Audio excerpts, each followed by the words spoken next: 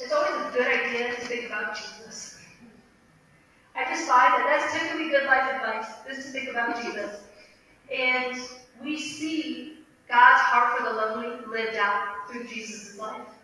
And I'll be honest, when I first started in this role, I hadn't thought much about the connection between loneliness and Jesus' ministry. But the moment you start looking for it, you can't unsee it. It's everywhere throughout it. And he lives it out we see him loving the outcasts, the people that society has determined, okay, they're not worthy, or we're just going to ignore them, whatever that might look like. But he didn't just acknowledge them. He spent time with them in human connection, which is what we want to make sure that we're doing. We're not just acknowledging that loneliness is an issue, but we're meeting people in their need and spending quality time with them. That's exactly what Jesus did. We see him go throughout his ministry. He gets to this point where he's trying to share with his disciples that he's going to be leaving. But he tells them, I will not leave you orphans, and promises them the gift of the Spirit, a beautiful gift that we still get to benefit from today, so that we, even in our worst moments, are never alone.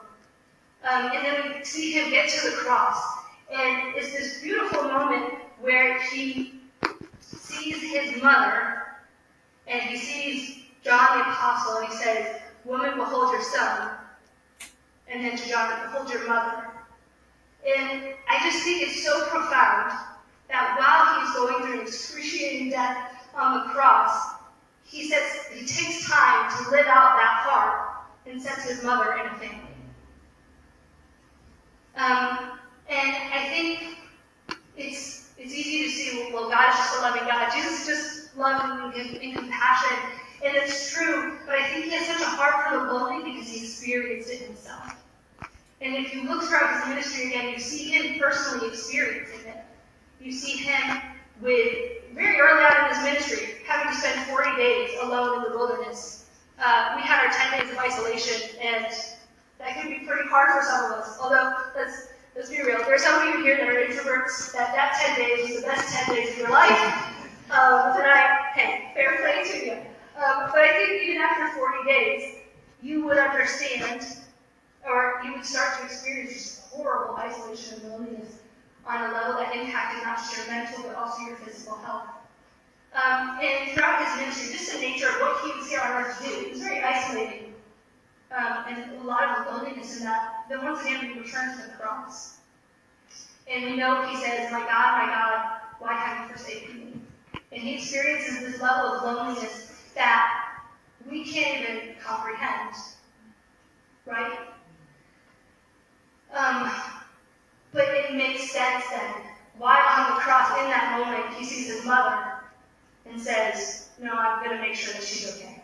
She's going to be taken care of. She's going to have a family at home. And so this is the heart that we live out, that we want to live out through Jesus' company. This is the cry of what we want God to do through us. We're not here to proselytize. That's not what we're doing through these befriending relationships.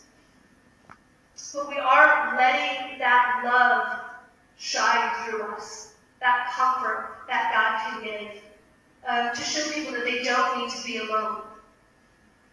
And so with Jesus as both our example and our motivation, we can bring hope to that 78-year-old whose partner just passed away. We can bring hope to the 80-year-old whose body is betraying them, and they can no longer get out and about in the community like they used to. We can bring hope to the 68-year-old who has spent the last 2 years in absolute fear for their life and followed all the guidelines to make sure they don't get sick and don't go out and about, and now they're not quite sure how to reintegrate with a society that's kind of returning back to normal. Through the power of one, we can bring hope into each of these situations. And we know that God can do it.